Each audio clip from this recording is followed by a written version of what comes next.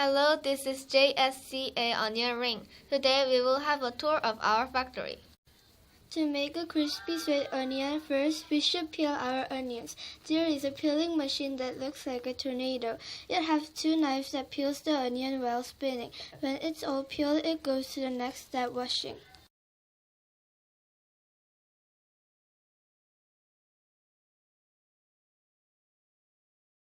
This step is like taking a shower. The peeled onions are moved to an area to get washed. While they are going through the track, the water washes the dirty peeled onions. Onion rings are shaped as a round ring. Because the onion is the circular shape, we have to cut it to make the real shape.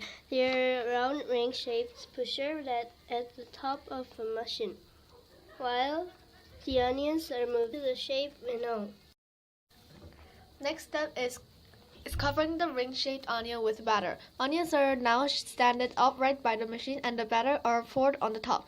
The batter is poured like a waterfall and covers the onion rings with batter. Some batter that are not covered around the rings become a waste. So we use the leftovers by making them back to the batter box. By recycling the batter, we can reduce the waste that comes from our factory. It's right, we cannot eat onion rings not cooked. The batter-covered onions are now in the oil pool. About 50 onions are fried at one time. After a minute, the machine holds it up and more than to some paper cups.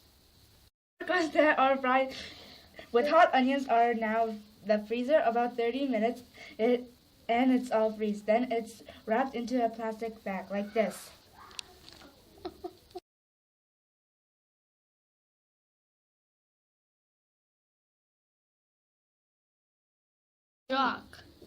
Now the frozen onion rings are delivered to the other shops. Then the factory did all their works.